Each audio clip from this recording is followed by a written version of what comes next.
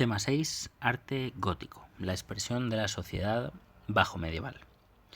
Como veis hay 6 puntos, aunque me voy a saltar bastantes cosas, como veréis. Punto número 1. Introducción, contexto histórico. En la Baja Edad Media se producen una serie de cambios sociales, con el auge de los mercaderes y artesanos en las ciudades, económicos, con el aumento de la producción agraria, el desarrollo del comercio, el crecimiento de la ciudad, y políticos, las primeras crisis del feudalismo, el desarrollo de las instituciones locales o el auge de las monarquías autoritarias, que van a potenciar una nueva concepción de Dios, del hombre, de la sociedad y de la naturaleza. Si en el románico la nobleza y el clero son los grupos sociales dominantes, ahora destaca la monarquía y dos nuevos grupos, mercaderes y artesanos, que florecen gracias al rápido desarrollo de la ciudad. Sobre todo se trata del auge de la burguesía, es decir, de aquellas clases que tenían poder económico, que empezaban a tener poder económico, pero que todavía no tenían poder político. Con ellos surgen otras formas constructivas, la catedral gótica, la expresión del esfuerzo común de los ciudadanos y de su orgullo de serlo, y la arquitectura civil, ayuntamientos, almacenes gremiales, tiendas y edificios mercantiles. Y es que la ciudad se ha convertido en protagonista de la vida cotidiana. Crece y se enriquece, pasa a ser el centro de producción y de intercambio y también de una vida espiritual e intelectual, que, aunque profundamente religiosa, se seculariza culturalmente. Nacen nuevas órdenes religiosas que instalan sus conventos en las ciudades. Son las órdenes mendicantes, fundamentalmente los dominicos y los franciscanos, que plantearán una nueva religiosidad más emotiva que insistirá más en lo sensible. El arte gótico refleja este cambio en la religiosidad, unas nuevas relaciones entre el hombre y la divinidad, la idea de Dios juez todopoderoso que sojuzga al hombre, ese Dios veterotestamentario, es decir, del Antiguo Testamento, un Dios vengativo, un Dios que no se para a la hora de destruir ciudades debido a los pecados de los hombres. Este Dios todopoderoso es sustituido por un Dios más cercano, con un Dios más benevolente y más misericordioso. En relación con esto, surge un desmesurado amor por la naturaleza. El mundo ya no solo es un valle de lágrimas, sino también es un lugar bello y placentero creado por Dios y cuidado por el hombre. No es la naturaleza salvaje lo que se admira, sino la naturaleza humanizada. El jardín como expresión de la naturaleza incontrolable, domesticada finalmente por el hombre. En paralelo, la ciencia inicia un rápido desarrollo como consecuencia del auge de la burguesía. Desde el siglo XII estos cambios se traducen en la creación de un nuevo arte, diferente del románico del que deriva. Estéticamente su arquitectura se caracteriza por la sensación de movimiento ascendente. Allí donde lo románico tendía hacia lo horizontal, lo gótico va a tender hacia lo vertical, tanto en el sentido espiritual como en el sentido físico. Es consecuencia, por tanto, del sistema constructivo empleado y de una consciente voluntad estética. La escultura y la pintura, por su parte, buscan ante todo emocionar, afectar anímicamente al espectador e idean nuevas técnicas y recursos. La cristiandad occidental está en proceso de convertirse definitivamente en una Europa en la que ya se distingue en la época entre sus 5 naciones constitutivas, Italia, Alemania, Francia, España e Inglaterra, todavía divididas entre varias soberanías. Punto número 2. La catedral. La catedral, igual que en el románico, es el centro religioso y en este caso un centro más de carácter urbano. El edificio fundamental de la ciudad es la catedral, que muestra la imagen del templo cristiano como lugar resplandeciente y brillante que acoge a los fieles, símbolo de la iglesia triunfante, en oposición a la más oscura iglesia románica, auténtica fortaleza de Dios apropiada para la iglesia militante. ¿Vale? Pasamos de una iglesia militante a una iglesia triunfante, de una iglesia defensiva a una iglesia ofensiva, en el sentido de buscar la emoción, de buscar llegar al corazón, penetrar en el corazón de los hombres. Ahora, al exagerado temor a Dios le sustituyen las alabanzas. Esta imagen brillante del templo se plasma mediante la luz física, que penetra por los ventanales y por las vidrieras, tamizando la luz que revela un contenido iconográfico que aparece como suspendido, sin soportes, tan fascinante y didáctico como la muy distinta plástica románica. ¿Vale? El espacio, que en el románico era más bien oscuro de recogimiento, en el gótico se abre por dos causas. Primero, por una causa constructiva que ya permite despejar los muros, que en el románico tenían un sentido práctico constructivo. Y en segundo lugar, porque de ese principio constructivo se va a llevar a un principio intelectual, que es la búsqueda de que entre la luz, la búsqueda de una religiosidad más abierta, más en contacto con la alegría del mundo, antes que con el recogimiento y con el temor a Dios. La importancia de la catedral en el seno de la sociedad de la Baja Edad Media se refleja en las funciones que ésta asume. Es ante todo la sede del obispo y la madre de las iglesias de la diócesis, pero también es la obra máxima en la que se empeña toda la colectividad. Es el emblema y símbolo de la confianza de la ciudad en sus propios recursos, de su riqueza y capacidad técnica y también de su prestigio.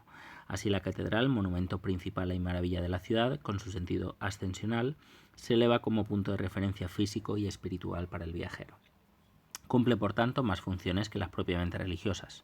En ocasiones se usa como lonja de contratación para los comerciantes, lugar de reunión de los gremios y espacio de celebración festiva para el pueblo. Y que, como toda fiesta, contribuye a dar salida y, bajo formas jocosas, obscenas y en ocasiones casi sacrílegas, a las extensiones del duro quehacer cotidiano. Vale pensar la catedral en gótica por excelencia, la catedral de Notre Dame de París, como escenario de la tragedia de Quasimodo, de la feria de los gitanos y de todo el carnaval que llena ese relato de Víctor Hugo. La planta. La planta es basilical, ¿vale? Normalmente de cruz latina, de 3 o 5 naves de altura, dependiendo de si es de peregrinación o no, habitualmente.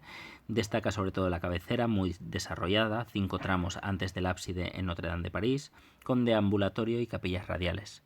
El transepto presenta diversas soluciones, destacado en planta o no, con naves laterales o sin ellas, y en ocasiones desaparece. Generalmente presenta 3 grandes portales, en el transepto y en los pies, que cumplen la función de atrios abiertos. En los pies se levantan las 2 características torres que flanquean la fachada. Normalmente se aprovechará el espacio situado entre los contrafuertes para multiplicar el número de capillas, de las que existe una gran demanda por parte de familias nobles, gremios y corporaciones de todo tipo, como consecuencia del desarrollo de la vida ciudadana. Sus propietarios las convertirán en lugar de celebración y enterramiento y emblema de su estatus. ¿Vale? Pensad en la Edad Media, la época del feudalismo, como la época de las grandes familias. Y cada una de las familias tiene un santo al que tienen una gran devoción, un santo particular, y allí tendrán sus capillas y serán ricamente decoradas por ellos. Una variante que tomará gran desarrollo en el sur de Francia, España y Alemania es la llamada planta de salón. Las naves laterales son de parecida anchura y altura que la central. Con ello se anula la sensación de separación entre naves y se origina un espacio estático que deja libre visión de los muros de cierre. Un ejemplo es la SEO de Zaragoza. Elementos constructivos.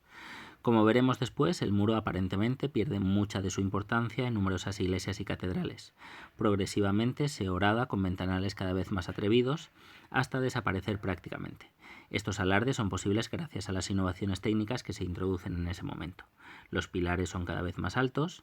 En los primeros tiempos del gótico solían ser cilíndricos, pero progresivamente se les añadirán columnillas adosadas en correspondencia con los nervios que sostienen la bóveda. Acordaos, arcos fajones, arcos formeros, que van a parar a los pilares para hacer descansar ahí el peso. El resultado final será el pilar fasciculado, un haz de baquetones que prolongan las nervaduras y acrecienta la sensación ascensional. En ocasiones el capitel, generalmente muy estilizado y con decoración vegetal, llegará a desaparecer. El elemento constructivo más característico es el arco apuntado u ojival, 2 segmentos curvos que se unen en la clave formando un ángulo, que posee un carácter más vertical y ascensional que el de medio punto. Además, fijaos que el arco apuntado tiene un sentido constructivo que otorga una gran ventaja respecto al arco de medio punto, porque el arco apuntado puede ser más apuntado o menos apuntado y permitirá dirigir las fuerzas con mayor diversidad que lo que hacía el arco de medio punto, ¿vale? Que tendía a llevar las fuerzas hacia los laterales, lo cual hacía que los muros tuvieran mucha más importancia en la construcción del edificio. El arco apuntado permitirá llevar esas fuerzas sobre todo al suelo y permitirá así elevar grandes alturas y además despejar los muros. Tiene variantes, el alanceteado, que cuando es muy agudo, conopial, carpanel, Tudor, bueno, dependiendo de la abertura habitualmente de ese arco apuntado. El espacio interior se cierra con la bóveda de crucería sostenida por un número variable de arcos que se entrecruzan denominada nervios. Son de muchos tipos, como veis aquí la simple, la sexpartita, estrellada, en abanico, reticulada, de clave pinjante. Esto no es necesario saberlo, ¿vale? Que sepáis que existen varias bóvedas de crucería que tienen muchos tipos y que da sobre todo en esa mayor diversidad de arcos y de bóvedas que dan muestra de ese avance constructivo que se da al final de la Edad Media. El resultado es una estructura más dinámica que las bóvedas de cañón o arista, puesto que su esqueleto de nervios, que convergen en la clave de la bóveda, normalmente muy ornamentadas, canaliza las tensiones hacia puntos determinados, ¿vale? Lo que os acabo de explicar. Facilita y agiliza la construcción y permite disminuir el grosor de la plementería, es decir, de los muros, y rasgar los muros, por tanto. Cada tramo de la bóveda es independiente de los demás, separado por los arcos perpiaños o fajones y los arcos formeros. Lo más peculiar es el sistema de contrarresto de carga. El gran peso de las bóvedas de la nave central recae sobre pilares cada vez más altos, lo que provoca un empuje hacia afuera que puede amenazar la estabilidad. Por eso lo que se hace es crear grandes contrafuertes y además arbotantes, que son esos contrafuertes llevados al exterior. Además, un pináculo mantiene la cohesión entre estos elementos y los culmina estéticamente. Con ello queda aparentemente libre de elementos de sostén la nave central, los muros dejan de ser elementos sustentantes y se rasgan con ventanales. Al exterior su aspecto es de una ingente estructura de piedra como un costillar gigantesco. He dicho de una forma básica.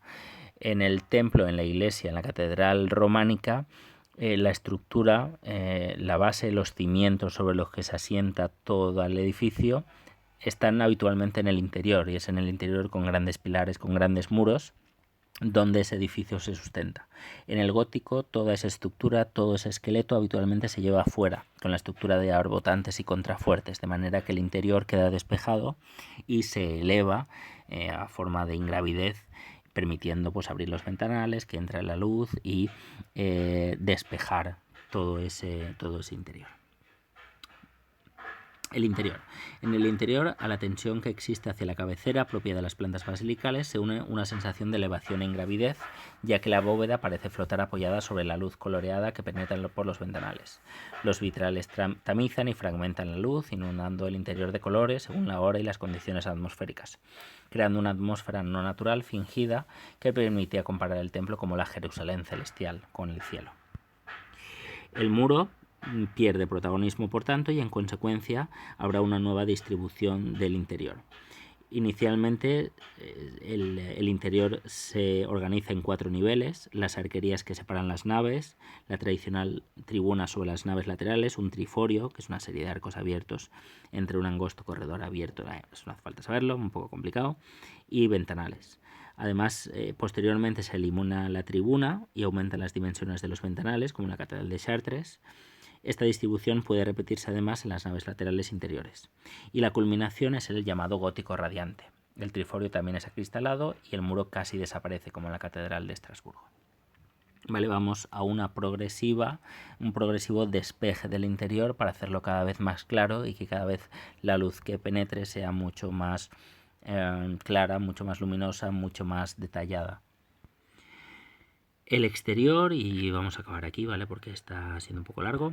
El exterior, lo que más destaca es la catedral gótica, es un monumental tamaño frente al resto de los edificios urbanos. La abundancia de contrafuertes, arbotantes y pináculos le dan su característico aspecto, un aspecto de araña muchas veces, con muchas patas que se sobresalen. Sin embargo, la adición continuada de nuevos elementos y capillas producen un ocultamiento del nivel interior de sus muros exteriores. La catedral solo se abre a la contemplación próxima en las calles o plazas que conducen a sus accesos. Por ello, la decoración de tipo arquitectónica o escultórica se concentra en las fachadas, con sus decorados pórticos, y también en las torres y los pináculos. La fachada gótica adopta la solución de una portada flanqueada por 2 torres. Este hecho plantea problemas estéticos y técnicos, puesto que la masa de las torres empequeñece el protagonismo de la portada y entorpece la relación de esta con la organización del interior en varias naves. Soluciones a estos problemas nos las dan las fachadas de... Bueno, esto me lo voy a saltar, ¿vale? Porque no tiene más.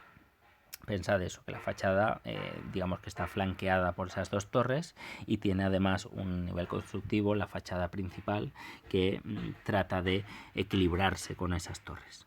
La portada se organiza siguiendo la tradición románica mediante jambas abocinadas con columnas y estatuas adosadas, arquivoltas apuntadas, a menudo reciben estatuillas sobre repisas, parte luz, con frecuencia habitualmente es una estatua de la Virgen. El parte luz es ese muro que parte el acceso, dintel y tímpano con abundante decoración esculpida o con rosetones. El conjunto suele estar combinado con un gablete, que es un remate en ángulo agudo a modo de frontón, ¿vale? El arco apuntado, digamos que se extiende más allá del final del arco, formando pues ese pequeño remate muy decorado. En los vanos, visto desde fuera, la decoración figurada pintada sobre el cristal no se puede apreciar. Se admira en cambio el delicado encaje de piedra que soporta el vidrio emplomado. Técnicamente supone el pleno dominio del corte de la piedra. Toma dos formas: los ventanales apuntados y los rosetones. Vale, no es necesario que vayáis más allá. Y como obras más significativas, pues aquí los veis, pues Notre Dame de París, la Catedral de Tres, la Sainte-Chapelle en el caso de Francia, y en España pues sobre todo las catedrales de Burgos, León y Toledo, ¿vale? Y otras pues como pueden ser la de Barcelona, Palma o Zaragoza. Unas pues más de estilo francés, como la de Burgos, León y Toledo, y otras más del sentido mediterráneo, de Barcelona, Palma y Zaragoza. Y en Inglaterra destaca sobre todo ese gótico radiante en la Catedral de Salisbury, en el King's College, etcétera. ¿Vale? Y aquí pues dejamos este primer... Sí, porque si no, sí, nos vamos a ir demasiado. Dejamos aquí el tema en esta primera parte y en el próximo vídeo ya veremos la arquitectura civil y algunas características pues ya de la escultura. Así que hasta el próximo vídeo.